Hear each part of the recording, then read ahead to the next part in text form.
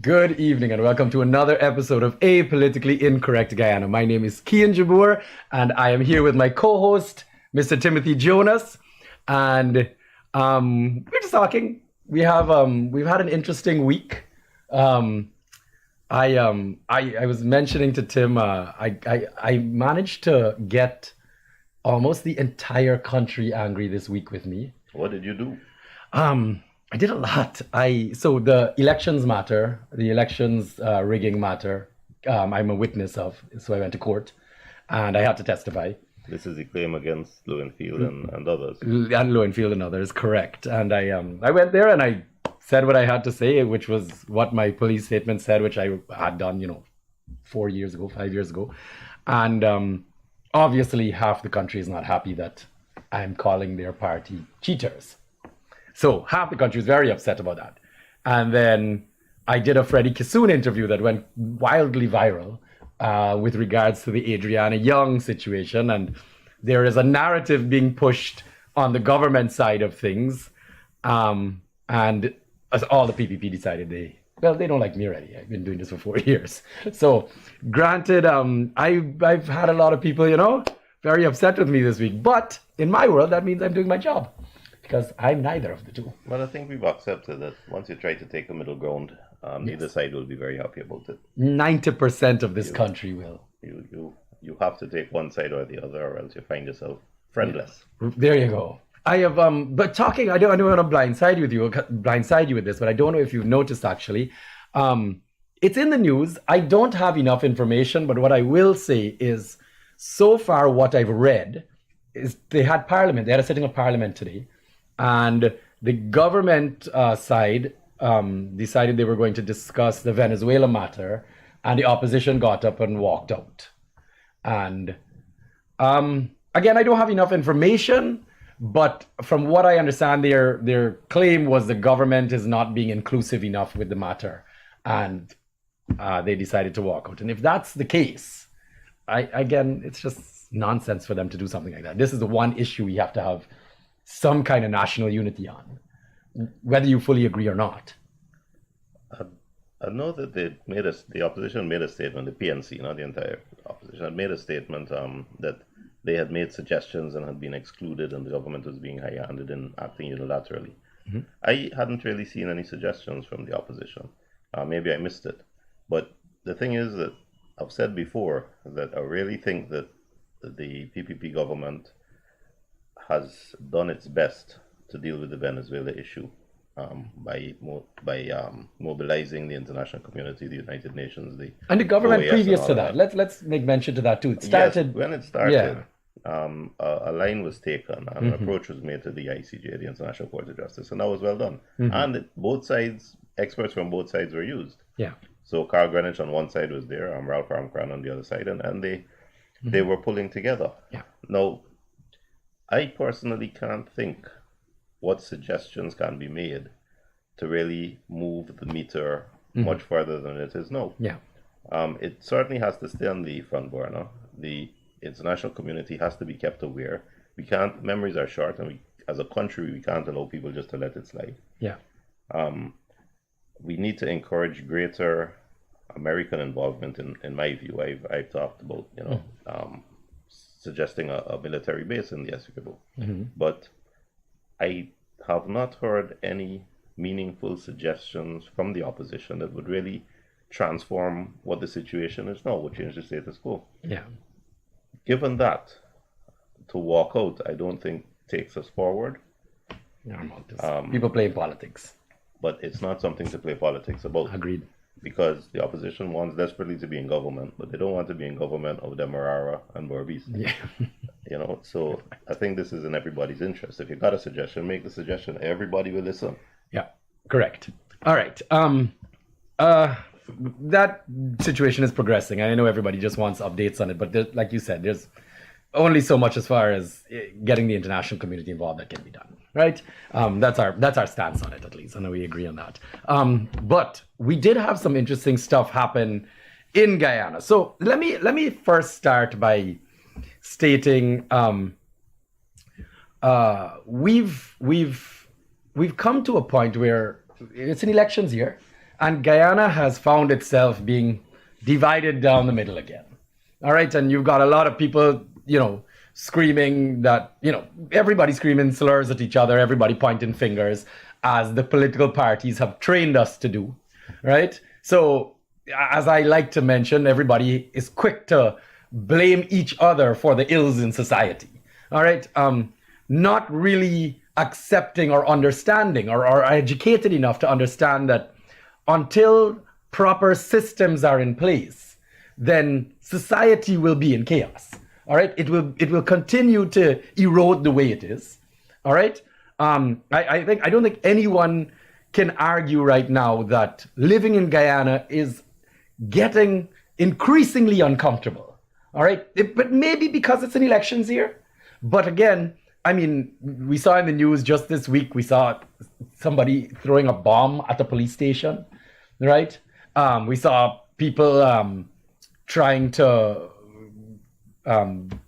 sabotage GPL, right? And it's just been very interesting stuff that for the last couple of weeks, it's been one thing after the next of keeping society very tense and uncomfortable.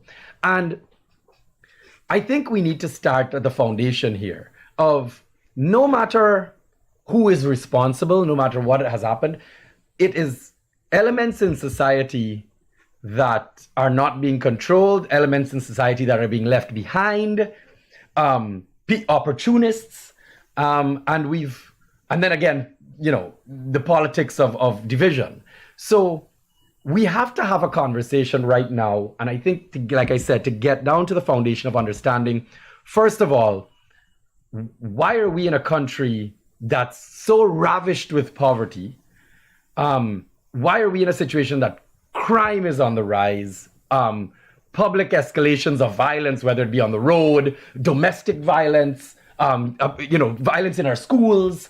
I mean, we are watching these patterns take place. And everybody keeps wondering, why does this keep happening? Why does this keep happening? And it's going to come back to the conversation about the lack of systems, right? It has to. Because, again, as I always say, there are bad people everywhere in the world, okay? What separates us from everyone else has to be accountability for those bad people. It works as a deterrent, and then more so, it takes those elements out of society when the time comes. And just to give an example of what I'm talking about, we've recently seen so many situations of domestic violence where the man, the accused, many times with proof. I think that family up the highway, the same weekend that Adriana Young incident occurred, there was a family that was murdered by an abusive husband that was reported to police, arrested, and allowed to then, with a video, she showed the police the video of her being abused. I think it was even on social media.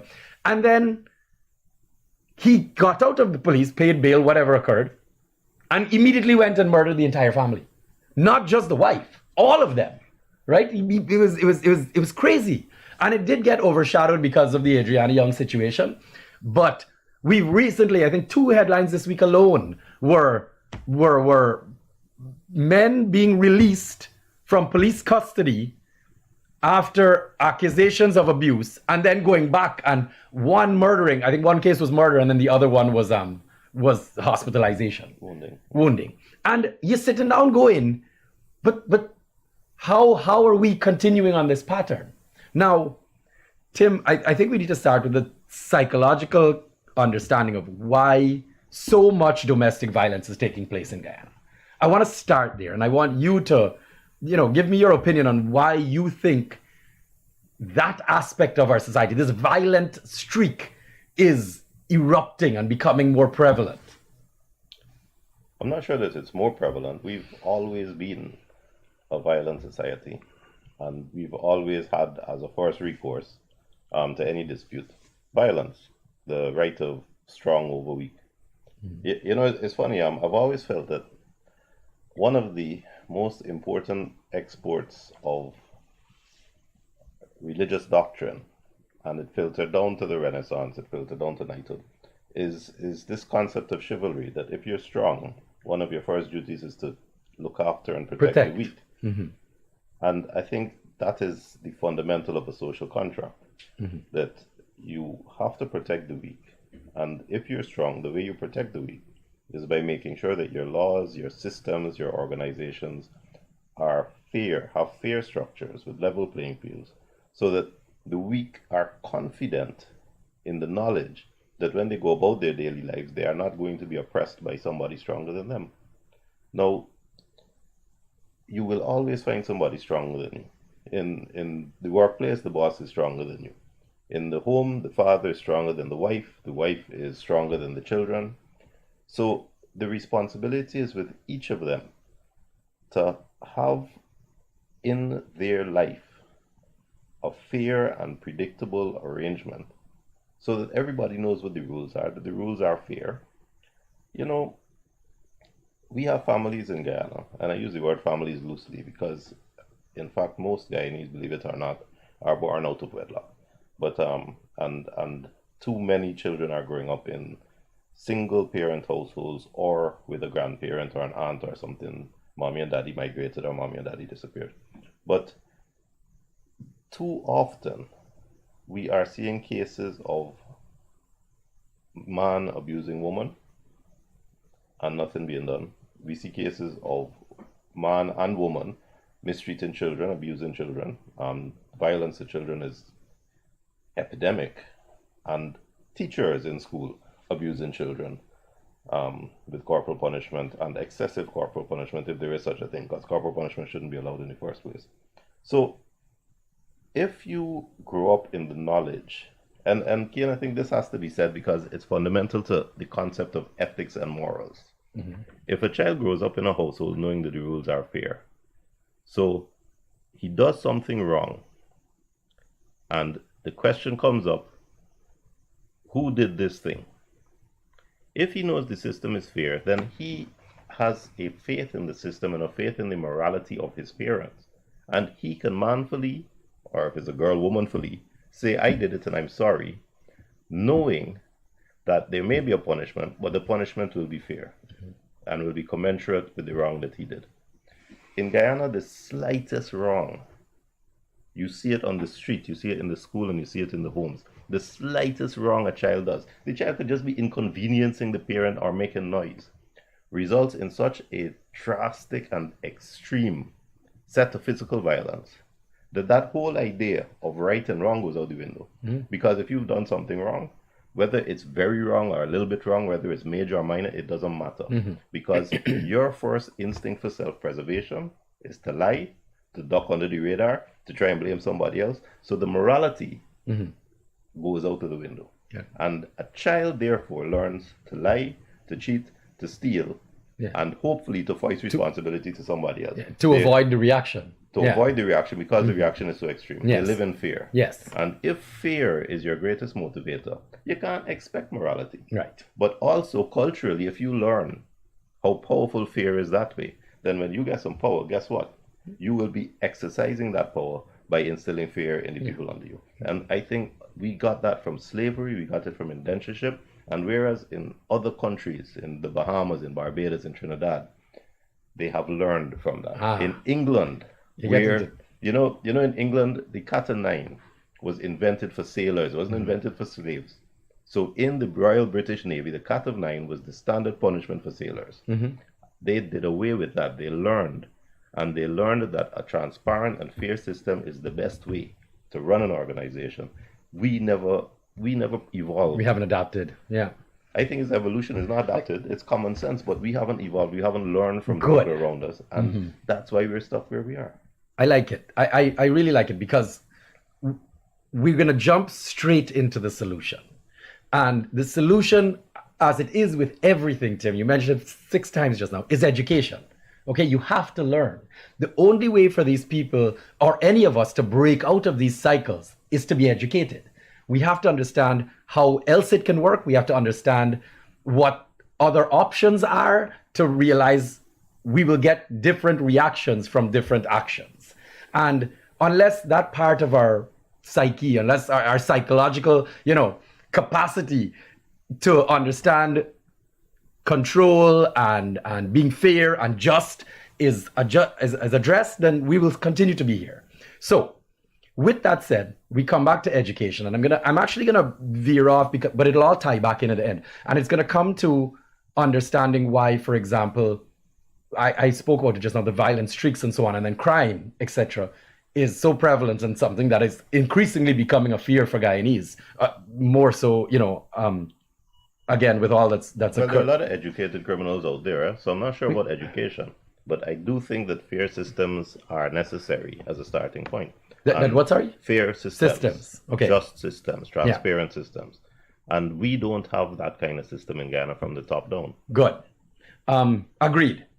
It has to be a simultaneous approach. You have to educate people, and you have to ensure the systems are fair. I agree. That's the two routes that have to be taken, again, simultaneously. Now, I want to talk about education a little bit more here, because what I find is happening in society currently is, again, we're watching it much more now in society, the division between PPP supporters, which are mainly Indo-Guyanese, and APNU, AFC, PNC supporters, which are Afro-Guyanese. Okay? And as we all, it's a non-argument to have. There is also an economic disparity. Okay? The reality is, if you were to take all the Indo-Guyanese and all the Afro-Guyanese and look at them, in a general kind of census, you will realize that the Indo-Guyanese are better off economically. Well, it's funny you say that, because I remember Chetty Jagan said the same thing, and he was berated by the PNC supporters at the time. Good. But it's true. It's true. You can't. I'm sorry whether I've offended anybody, but it's a reality. All right. Now let's start at that premise, whether you accept it or not. No, let's give some examples, because I don't like this just to say it's true, and then it's left in the air in an obscure, intangible way. Go for it. So I'll ask people to consider names of large businesses in Ghana, family owned. Gafurs, Gafsons, Tulsi Prasad, BPAT, go down the list, Munishwars. If you can give me, I've just given you 5 names. If you can give me 5 equivalent Afro-Guyanese names that, Bihari, let's go with 6, that have that kind of wealth and that spread of business in the Guyanese community, then I will step back and say I'm wrong. But I've just given 6 names of family-owned business or family-started businesses that everybody knows about in this country. We can go to BK, we can go to Falcock and Essequibo. So I've just given you 8 names. Mohammed's, you can continue on. Yeah, so absolutely. Give me 8 equivalents, and then I will step back and say it's Alfonso. Yeah, absolutely. But you can go on and on. At this stage, let's accept the truth and then figure out how to deal with the truth. Because unless you face the truth and grasp and grapple with the truth, you're not going to solve any problems, and you're not going to move forward. Good. Fantastic. Good. Out of the air, you're more than welcome to debate it, but we're going to work on that premise, okay? Now, because of this economic disparity, we have to also understand what comes with with poverty, which is an element of crime. All right? And I need to tell a story. Well, Kian, I don't think that necessitates the converse position that poverty only exists in the Afro community. No. We have some Indo-Guyanese that are in dire poverty. Absolutely. And the other aspect of it is that in the professional middle-class bureaucracy and the administration of Guyana, the public service is peopled mainly by Afro-Guyanese. These aren't criminals. These are hard-working, honest people who are doing their work. So you got to look at the extremes to start the conversation by saying, Indo-Guyanese got most of the wealth. I don't think leads you where you want to go in addressing crime. Crime, if you go in the jails, look in the lockups, you see equal number of Indos and Afros inside there. Crime is both. So you have to look at where the real poverty is, where people are truly destitute.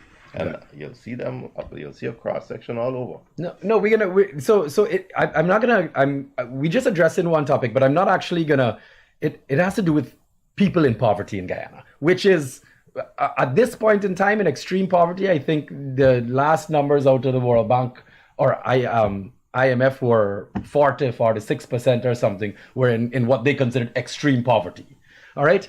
And you'll find them in the rural areas. In the rural area. Unemployed, in the urban areas is the people that the education system has failed that can't get work. Good. And interestingly enough, they are the ones who are actually most at risk. Because in the rural area, anybody with a cast net is going to be able to feed Yes, you can itself. survive. You can survive. But Absolutely. that doesn't happen in Georgia. No, you don't have your little plot of land. You don't have your. You can't plant something in the backyard and that kind Yes. of thing. So the poverty is much more abject here. Good. Whereas in the country areas, you could plant a little something, you could catch some fish, and you could make ends meet. Yeah, you're not wealthy by it. You're still in poverty, but Even you're though surviving. your standard of living is horrendous because you have no electricity and you're living in a shack. Good. So it's different kinds of poverty, but the poverty is dire. Good. I wanna tell a story because why this story is critical is because we've reached a point now where I'm gonna bring up a headline. Adiki, it's they had the Private Sector Commission recently had their changing of the guard. They had a new chairman put in, and this is the old chairman that was leaving that made a comment, and he said, go and talk to him. He will take you out of poverty. And just to elaborate a little bit on his speech, it was, you must be willing you have to have the mindset and be willing to work hard. And I think he said you have to be willing to work 6 days a week. Okay, those were his criteria. He said, come to me and I will take you out of poverty. And I think he said 6 months or something along those lines. Now, I wanna tell a story before I continue on his comments, where understanding when systems have failed and little to no support is given, where people end up in a cycle. So, and I'm leaning to the criminal aspect. You actually said the story a little. Sorry, on our last show, I think. So the idea is a little boy is born into an impoverished family, in a bad neighborhood. Okay, now that little boy's mother is a single mother. She's a nurse at a hospital. She works, as we know the nurses in this country work, or the teachers, whatever direction you want to. They work harder pretty much than anybody else we know. Okay, hours-wise, what they deal with, right? So she's in the hospital every day, all day. All right, she's working to sustain her family. She gets paid $200,000, $300,000 a month. All right, and that's her salary to bring home every month to take care of her child. Now, I don't think there are very many nurses earning $200,000 or $300,000 a month, but all right, let's not split hairs. Yeah, I just try to create a scenario, but yes, you're right about that too. And we can get into that in a second. So this little boy now, who is going now, in school, and every day he has to put on his backpack, get himself ready. His mother gets him ready in the morning and sends him off to school, puts him in a bus or walks him to his class, and then she has to go to work. She don't finish work till 5, 6, 7 o'clock in the afternoon. All right, and then she comes home. Now that little boy is left in school to start in a public school system that we already know what's occurring in that scenario.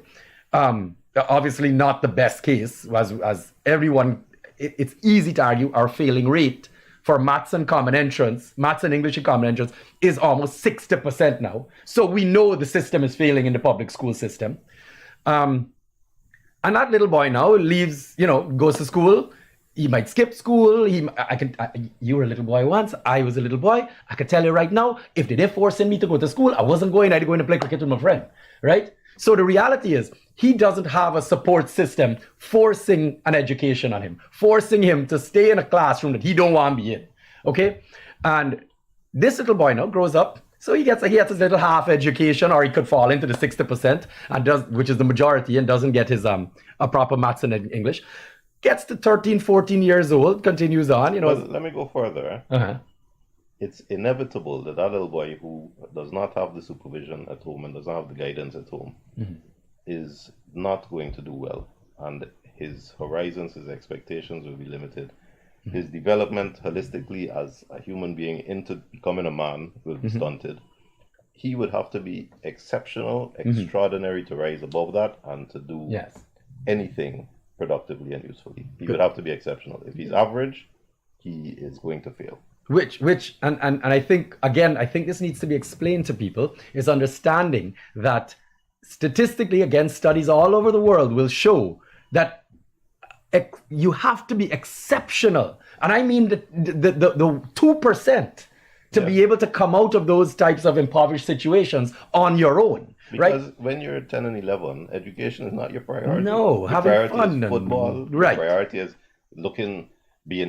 trying to impress your peers, trying to impress those boys on the road corner there who smoking weed, playing you're big and smoking weed yourself. Those are your priorities. Yeah, becoming a man. Yes. All right. So now Dressing nicely. there you go. There you go. So you know what the priorities are. So now we have this little boy, 13, 14 years old, has a minimal education, all right, and lives in the ghetto, okay? Lives in an impoverished society, environment. So all of a sudden, this little 13-year-old boy sitting down with his friend in the car, and his mother don't come home till 7 o'clock in the night. So this little boy now is playing gam with his friend on the corner, right? That's what little boys do. And one of the criminals in the neighborhood, because that's where they all live, again, impoverished situation, crime situation, one of the bad elements in the area decide he wants to go and commit a crime. Walking up the road, sees these two little boys and turns to that little 13-year-old boy and says, hey, come with me. I'm going into this store here. I need you to stand up on this, outside this store, and if you see anybody coming, you tell me. Okay? That little boy, and I gave $5,000. So that little boy said, well, $5,000 is plenty money for me. I glad. I come in. I ain't got to do nothing. So the little boy goes now, stands up outside the shop. The man run in the shop, rob the store, two of them run away. Okay? Collect $5,000, and he gone about his business. From that point onward, that little boy is now in a life of crime. Now, let me explain why. First things first, the next time, now that he has witnessed how easy it is to make $1, all right, he is now more encouraged to go and do this. He has the criminal element backing, but not only backing, he has the criminal element forcing him to do it. So next time this man walks up, you can walk up to him and say, hold this gun, you're coming in the store with me. This little boy now, you can expect to say, well, I don't know if I want to do that. I'm sorry. If you don't understand how these things work, no is no longer an option. You've already aided and abetted my crime that we've already committed. Now you telling me you want back out? Well, that's how gangs come. That is not how it's work. But right? it's a bit slower and a bit more insidious than that. You see, the little boy gets his $5,000, and he gets to go and buy a nice shirt or some jeans. So he now feels good about himself. He got some cheese in his pocket. When that's done, he's going to want to do it again. Right. Because it's easy money. Good. So when he gets sent, carry this package to Mr. So-and-so up the road, he carries the package. Right. Hold his bag from your coming back, he holds the bag. He becomes available because this is easy money. And a need for that money develops because he got to maintain this lifestyle. He sees a shirt he wants. He sees some shoes he wants. And coupled with a lack of education. He gets a bit bigger. He wants to take out a girl. It is a slippery slope. Yes.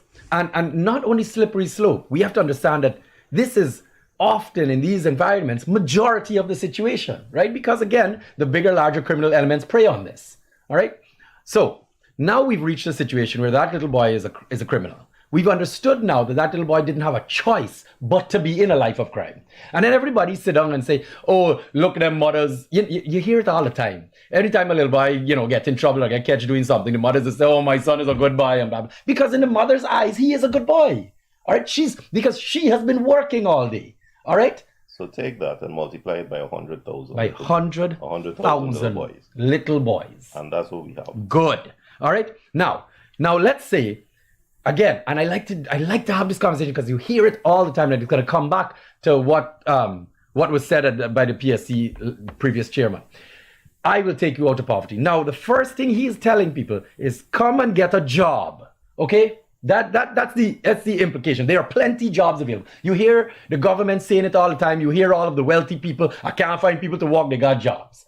Let me make something clear to everyone out there. Okay, you can have a job and still be impoverished.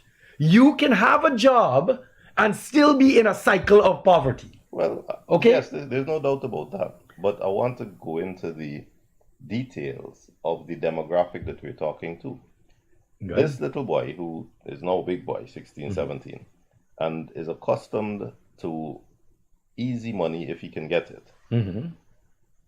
Culturally, in terms of his own personal lifestyle, how does he adjust to 9 to 5, 8 to 6 for 6 days a week? How does he adjust to that? What does he say to his comrades in arms at this stage? That he suddenly turns square and waking up every day, not lineman at night, he's not loitering on the road corner. He has that discipline magically. Perfect. The next thing is, that discipline that he has magically at the end of the month, the amount of money he gets is probably much less than what he'd be getting from his easy money. Yes, running yeah, but errands that's and carrying messages. good. And finally, what kind of employment is he going to be offered since he has no education, no references? He comes from the kind of neighborhood that is not going to give comfort to a prospective employer. So what I would like to say, Not employable at that point. what I'd like to ask, the question I'd like to ask anybody who says, come, I will take you out of poverty is, what are you going to do with this youngster who does not have any skills, don't worry with education. He doesn't have any white collar skills, certainly, but he also doesn't have blue collar skills. He's not a mason. He can't plaster a wall. He can't drive a nail. He hasn't learned any real skills. Right. What are you employing him to do? Is he going to be a security guard? Maybe he could be a security guard. But how are you taking him out of poverty? Good. By persuading him to be a security guard. Good. Especially given his background and lack of references. Yes. No, it's fantastic because we're not understanding the short-term issues here. So you're now turning to this little boy, all right, 22 years old, and you're looking at him saying, you need to get skills. I will train you, because it's the first thing you can say. I can train them. But your 6 months of training, you are only going to pay that little boy $200,000 a month. No, you're not. You're not even going to pay that. You're not even going to pay that. So now you have this little boy sitting there coming 9 to 5, as you just said, going back into the ghetto every day, seeing money being made easily and quickly, and understanding that $200,000 doesn't even get him out of poverty at the end. And let's talk about what a month does. Because remember, you don't get paid, even if it's 2 weeks, you don't get paid. Good. So you got to dress yourself. You got to find accommodations. Transportation, You food. got to get transportation there and back. You got to feed yourself. Possibly feed a family. Possibly be given money to grandma, whoever's been looking after you. Good. And you are doing all of that for free and with nothing, because you don't have seed money to start Right. for that first 2 weeks. And at the end of that 2 weeks, if you're lucky to get $100,000, you're still not going to be doing very much with that $100,000 for the next 2 weeks till you get the next $100,000. I have to paint this picture for people because they're not understanding why society is crumbling. They don't get that this is a cycle. This is a system that is built around ensuring people stay in poverty. Okay?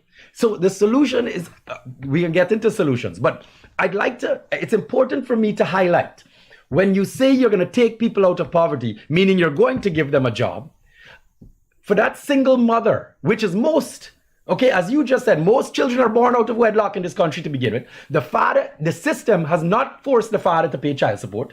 So you've got that mother that's a teacher or is a nurse, and she is bringing home, again, I am just being very generous here, $200,000 to $300,000 a month to feed her 2 children and take care of her home. We understand that woman will never come out of poverty because her expenses are only rising, and we know salaries are not rising. I've already been too generous. So we understand that giving somebody a job doesn't take them out of poverty. Okay, that man that works 7 days a week because he got a wife at home and he got 2 children that he got to mind. That man earning $300,000-$400,000 a month cannot keep his family, okay, out of poverty at $400,000 a month. So we're understanding that. Stop saying, and it angers me again because we keep pointing fingers, you just need to work harder, you just need to not be lazy. That's not what the issue is. Okay? The issue is, even with the salaries, even with the job you're giving them, you are not taking anybody out of poverty. And they have to get that through their heads. The system now is where everything has to be, how do I say this? Stop speaking about yourself and how hard you have worked to get yourself to the success that you have, and start understanding that we as a society are not based on you, the strong. We are based on our weakest person, on how strong our weakest are. And the system has to be designed, first of all, to protect the weak, and second of all, to give the weak an opportunity to rise up. Just to sustain themselves, even just to survive, have a decent life, have some self-dignity. No, it's not going to be done with one man with the best intentions saying, y'all come to me, I will take you out of poverty. He's not. His name is not Mohammed, first of all. Good. I don't know why he thinks he personally has the ability to do that in a country, even a small country of 700 something thousand people. But let's leave that alone because that's an impossibility already. I've always said the Private Sector Commission is a PPP organization. Oh gosh, don't get me so started with nonsense. I'm not taking them seriously. The statements that come out of that organization. No, but but why I'm saying this, Tim, is not to attack them. This is not even a personal thing. No, not because at all. his sentiments there are what all of the rich in our society, these big businessmen that driving around fancy cars, are telling people there's no reason for this country to have this much criminals. There's no reason for this much poverty because there's so much opportunity. And I'm sitting there saying, shut up. That's not the issue. But my problem is that a lot of those same businessmen have come into wealth by virtue of government contracts, by virtue of political favors, by virtue of appointments through political loyalty. And that doesn't resonate for most people. That is not going to filter down for the benefit of anybody else. Yeah. And we are seeing some nouveau riche come out. We're seeing a lot of new rich people that became rich through that process.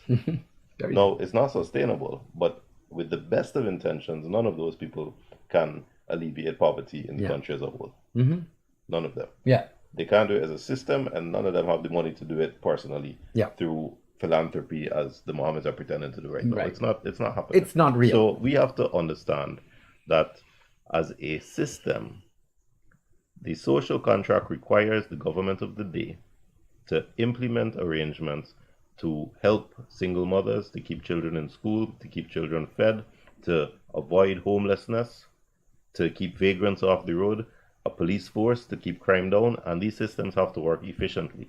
You see, the thing with crime is that if the criminal has every confidence that he's not going to get caught because the police force is incompetent, then there's nothing to stop him doing what he's doing. That's right. If the truck driver knows that he's making $5,000 for every trip bringing sand to town, and therefore, in order for him to make 5 trips a day, he got to speed, unless there's a good system to stop him speeding and to ensure that he is driving safely, he's not going to do it. Yeah.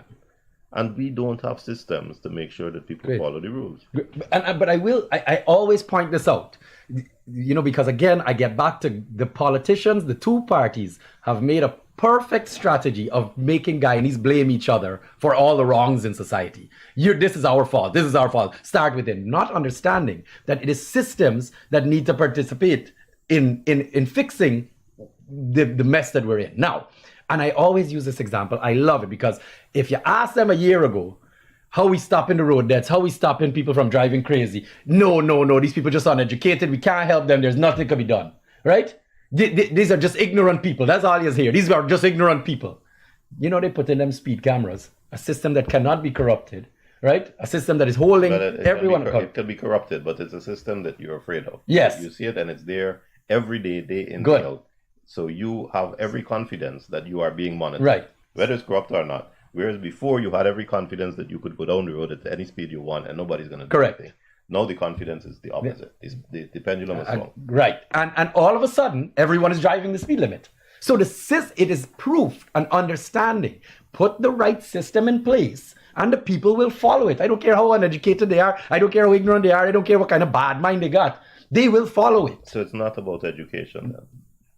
Good. Well, it's only. Yes, only. Exactly. Well, like we said, it's multifaceted, right? See, because I've seen some educated crooks. I've seen educated racists. I've seen educated people who just you don't want to sit down in the same room with. So education is good. It's a good starting point. But I have seen uneducated people who are loyal, who are honest, who are intelligent, holistically understand systems. So education isn't the only thing, but it's the first step. Yes, it's understanding that it has to be the first step in order to open up and allow other systems to step in to assist in rectifying our issues. Now, it's just a very important conversation and understanding now that. I do need to shift gears because I don't want to run out of time because we have two very important things. Because I'm actually going to shift gears now to the business people. Okay, and this is something that I want. Again, back to systems that they are going to understand. There's two topics we're going to discuss right now. The first one is foreign currency shortage in this country, and the second one is the foreign businesses coming in, particularly the Chinese. You brought up, funny enough, trucking just now. There's a big issue going on in the country right now with local trucking companies and trucking people that are not getting contracts, not getting, facilitated at quarries, etc. And I'm actually going to point out something very interesting to start before I get into the foreign currency conversation about the foreign companies coming in. So, Adiki, if you could bring up, this headline was this week by the vice president, I think, at one of his press conferences, where he stated, Bharat Jagdeo on Thursday said there is no special treatment for any group, and sought to debunk claims that the government is embracing more Chinese businesses and operations than any other group. Tim, first of all, that is a blatant lie. Okay, I don't know. I can tell you right now, we are living it every day. They have the Chinese businesses in particular, and I'm not doing this. This is not me attacking the Chinese. They're doing their business. They have an opportunity, like smart business people, and they're taking advantage of it. Okay, fair is fair to them. It's not a personal thing, but let's understand that it is being done at the detriment of local businesses. So, for example, trucking, and I was watching the little protest that they had. Recently, all the truckers came together, almost like a union, and met with the minister, and they said, these are our issues. The Chinese companies are taking over and we can't compete. So the first thing is, they can't compete with prices, right? Right off the bat. So the first thing that they complained about was the Chinese have ownership in the quarries, all right? And because of that, their trucks are getting preferential treatment, all right? So that was the first complaint. The second was understanding that the Chinese companies now have their own trucks and have brought in their own drivers. Okay, so they've brought in all of this stuff. So they are now their own organization when it comes to trucking. They have the contracting contracts, the big contracts like the bridge, for example, in which they're giving the Chinese companies, the Chinese trucking companies, preferential treatment to move goods. So you have the Chinese own the trucks, they're their own drivers, they got shares in the quarry, they have the contracts that they're giving each other preferential treatment with. And here is the kicker now. They also own falls, which is their own fuel.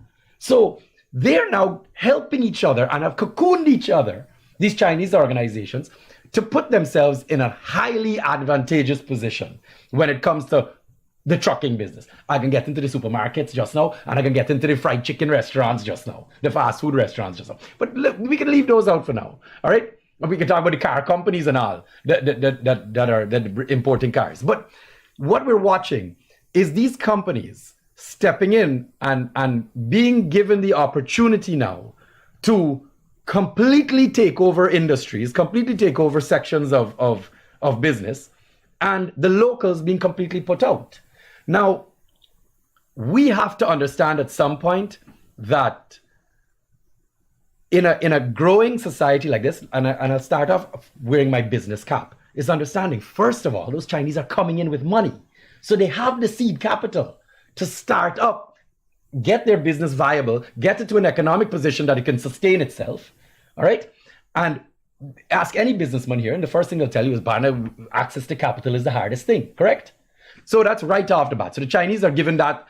We local businessmen don't have access to capital to compete right off the bat.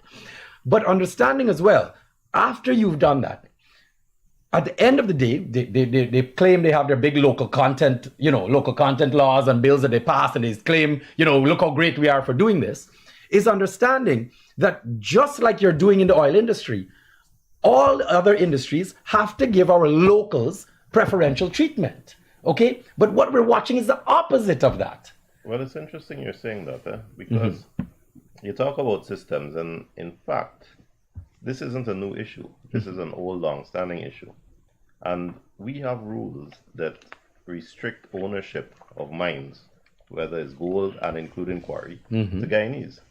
Now, the system is bypassed, and the GGMC ignores that the system is bypassed, because what happens is a foreigner will come into the country, and he hears, well, you can't have a small or medium-sized claim. And therefore, he rents a Guyanese. So you'll have a nominal Guyanese who is happy to take a couple 100,000 or a couple million. They call him rent a Guyanese now. His name is on the license, on the mining claim, but it is the foreigner who is operating the claim and making the profit.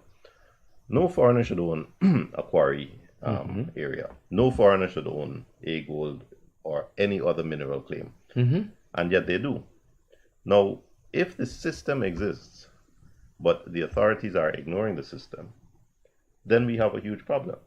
Now, the man in charge of Bai Shanlin back in the day, and the reason I'm mentioning Bai Shanlin is that the person in charge of Bai Shanlin owned mining claims throughout Guyana under the previous government. So it's not just done under this government, but it should not happen. Yes. And if you started with that a Guyanese got to own this thing and no rent a Guyanese, if he's not owning it and operating it as an active business, then something's wrong. And that is easy to monitor. That's not hard to monitor because you see his expenses for employment, his expenses for machinery, you see his income, his revenue from sale of quarry. I mean, it is easy to see.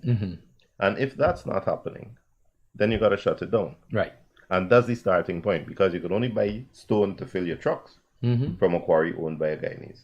Yeah. And that's the starting point. So we have the system, but because we are corrupt, we don't implement the system and we wink. So we take a bribe, we take a freck, we look around and we let anything happen. And those that are put in place to enforce it, obviously, like you just said, if a Chinese come into them with more money in their pocket and they bring in, $10 million to tell your man, bypass this rule for me, then you're taking the money. So tighten the system. Right. No foreign ownership of quarries, of any mines. I would go further and say... Don't let them own land. I would go further and say that. No Absolutely. foreign ownership of immovable property in Guyana. Yes. And suddenly, you would see prices for immovable property go to reasonable levels. Yes. You would empower and enrich Guyanese because these foreigners would have to be renting land from Guyanese, both to live and to run businesses. You would have more Guyanese involved in partnerships in businesses. You're not seeing any of that. No. Now, you talked about just quarry seeing it- mining, which is something that is not visible to the average Guyanese. But every Guyanese knows about supermarkets Yes. and has seen what has happened. You're seeing it. And I'm going to say this. I'm sorry, Tim. It's not a claim. Ask anybody out there when it comes to parts, when it comes to grocery goods, when it comes to anything. Ask all the owners out there. Tim, they are getting preferential treatment with bringing goods into this country when it comes to duties and taxes. They are not paying their fair share. And because of that, the local supermarkets cannot compete with them. Okay? There's rumors out there that they're bringing it in through diplomatic containers. All right? Through the Chinese embassy. There are rumors and all kinds of stuff about this. But Tim, at the end of the day, there is no way that these Chinese... let me just jump also to the chicken. Well, before you go there, go ahead. I want people to look for some symptoms. Just give me another example. You see, for accountability, financial accountability, as a business paying its tax and that kind of thing. A business that doesn't like to pay its tax likes cash.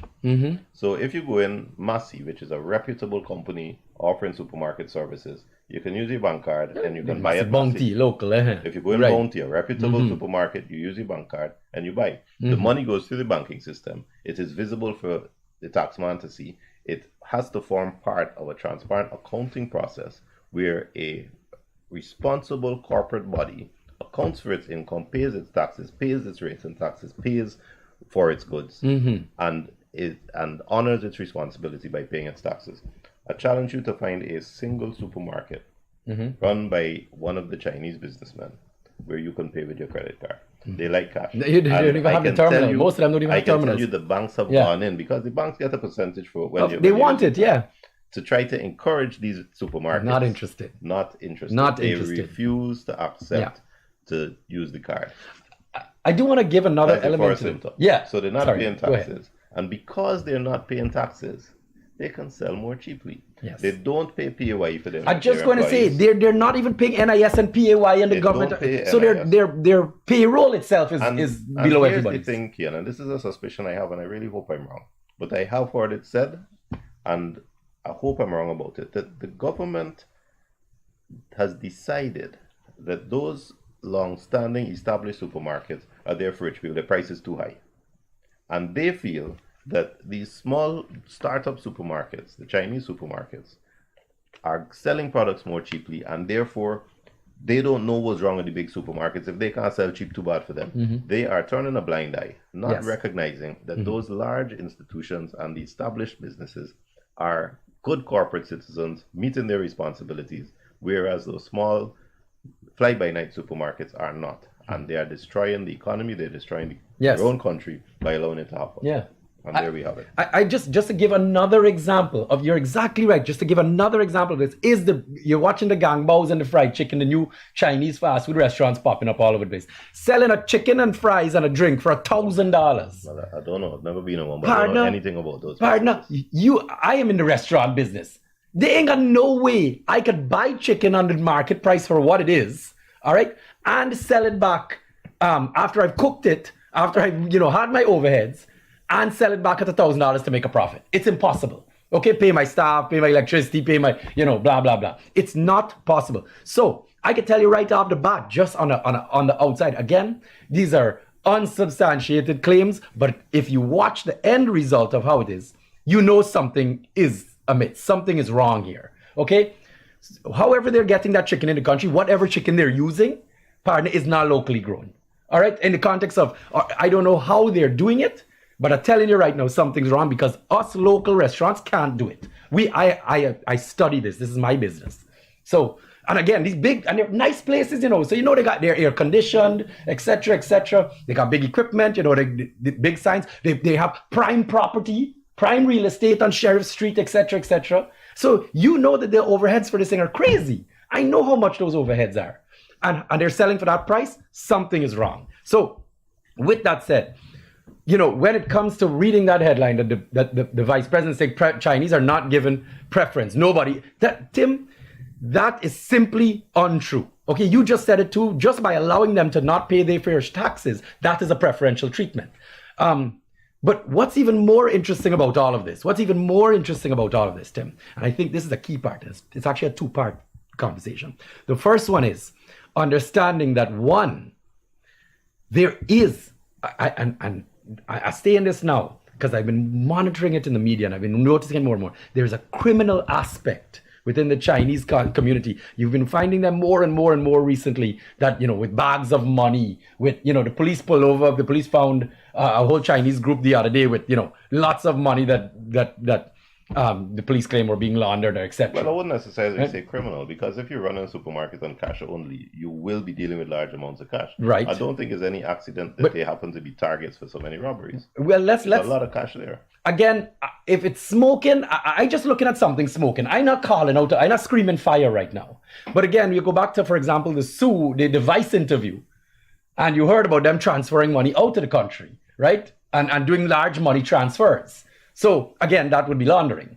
Now, that is my next element of talking about, again, not even just the Chinese, the Trinidadian companies, even the oil companies, the American companies. Tim, all that money is leaving this country. All of their money is not going to the development of Guyana.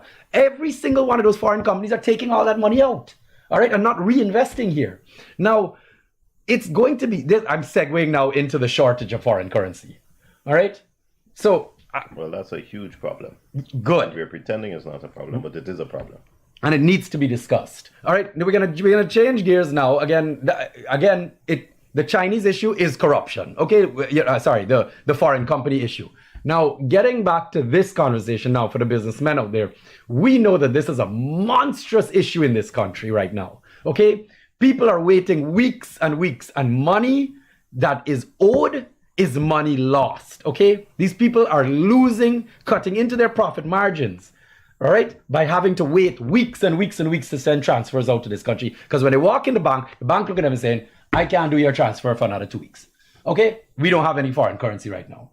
And the government, as you're seeing here, is coming up with all kinds of excuses and reasons now as to why foreign currency is short. Now, let's make something clear. This foreign currency issue did not start yesterday. This is not a new problem we're having. And it leads back to a lack of systems. I do want to say something, Tim. And I think this is where it needs to start. Guyana, as a country, does not have a foreign currency problem. We are paid for our oil in US currency. Well, I was thinking balance of payments when you were talking. Good. And we saw it with Trinidad. We can look at Trinidad's history to see how it evolves. But I agree with you entirely. You see, there was a time that a large part of Guyana's foreign currency came from remittances from relatives abroad. Correct. Our economy was that small. And you also would receive foreign currency from sugar, rice, and gold. That was your source of foreign currency. But a big chunk was remittances. That's not the case anymore. We now have a situation where oil money is paid in US dollars. And yet we have foreign exchange shortages. And we got to ask why. So what's the solution? What do you think? Where do you think it goes? I see you mentioning the foreign businesses that are coming, doing business here, changing the money and taking the money abroad. Good. Is it more than that? Tim, now let me tell you how I feel about this scenario, okay? I've looked at this from as many sides as I possibly could. I do business in Guyana. I'm a businessman here. All right. We all have to do business outside of Guyana. We have to import things. All right. So we've been having the problem for a long time now. And the problem has still not been resolved. Knowing we have the ability to resolve it. We have the money. We have the cash sitting in a bank in New York. Tim, other than market manipulation, I don't know what else could be the issue here. All right. Because I do want to point out something, and I need to make this clear. If the government is making these huge claims, these public claims, that our non-oil industries are growing, again, we've learned in school in Economics 101 that in a country earns foreign exchange through exports. If we are growing our exports and we are exporting more stuff as they're claiming, even oil aside, where is the money? No, they didn't say Go ahead. you're exporting. They said the non-oil economy is growing. Good. But one of the tricks in this thing is that you include construction as part of the non-oil economy. And so much construction is going on because of gas and oil that you can't delink the two. Because the reason all those buildings are going up is to provide facilities to accommodate the growing gas and oil industry. So as soon as you add construction to it, it skews the picture and gives you a false. Or a hotel industry, for example. The fact is, our non-oil industry is kind of stagnant. So sugar's down, rice is slightly improved, gold is kind of steady, but you're not seeing the kind of growth that they like to pretend is existing. And I really believe that we need to be focusing on those traditional industries and using the same oil money to improve the infrastructure so those industries can be exploited more meaningfully on a level playing field. Now, for me, the foreign exchange problem is wider than that. First of all, the contracts that are awarded, and we hear the kind of money you're talking about, billions and billions of dollars in contracts being awarded. Those people who get the contract to build a road, they got to spend foreign exchange for the machinery. They got to spend foreign exchange for the asphalt, for the tar, for the raw materials to do their construction. Any cement that comes in, you got to pay foreign exchange for that. Steel that comes in, you got to pay foreign exchange. And yet they are awarded contracts in Guyana dollars. Yeah. The first thing for me the government can do is when they are inviting bids, they have already done their due diligence. They know what proportion of the expense will be in foreign exchange. Award contracts, both in US and in Guyana, give that same proportion in US dollars. So the US dollars are available. Yeah. The next thing that needs to be done, every Guyanese who got an extra dollar has US hidden somewhere or other. The large businessmen got US accounts abroad. Don't let's hide these facts. The reason they do that is because they're afraid to pay property tax. They're afraid to declare their income. They're afraid to declare their real value because they're subject to property tax and they are not accounting properly to the GRA. To bring them under the radar, you need to make the GRA more modern and efficient, but you also need to abandon property tax for Guyanese citizens. Good. You Excellent. then need to allow Guyanese citizens to easily open US accounts in local banks. Yeah. Yeah. If there was confidence in that system, that same Guyanese that might have $1,000 US hidden in some drawer somewhere would put it in the bank. Put it in the bank. Correct. And you will Where it's suddenly safe. have US dollars in the system, earning him interest, and he can get it out anytime he wants. It belongs to him. He's not afraid in terms of property tax and that kind of thing. And suddenly all of those businessmen who find it more convenient to have their account in Miami or New York or somewhere else will Keep the money happily here. and gradually have their accounts here where it's more easily accessible to them. And they can do their own personal bank transfers from their account to. So you award your Absolutely. government contracts proportionately, depending on how much needs to be spent in US. You allow Guyanese to have US accounts in Guyana banks, and you abolish property tax for Guyanese citizens, Absolutely. not for bodies corporate, for Guyanese citizens. And suddenly, I think you will see that the foreign exchange issues disappear. Yes. As I said, Tim, I've looked at this thing sideways, up, down, underneath, and the money is there, and I can only understand that it has to be market manipulation. They have to be purposely bleeding the foreign currency out of the economy. For what reason is left for everybody to determine that. With that said, though, we had a wonderful conversation here. We could continue this easily, but I think we're out of time, right, Adiki? Wow, that was quick. Yes. All right. So, guys, we are going to be back here next week. There is this week. I want to wish everybody a happy independence. Definitely. I know Guyana might not be ideal in certain areas, but it is our home. It is ours. We got it back from the British.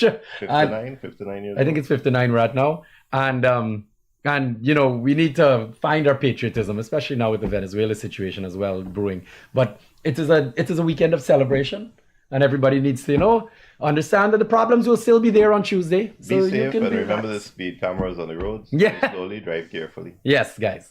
Have a wonderful weekend. See you guys next week. Take care. Take care.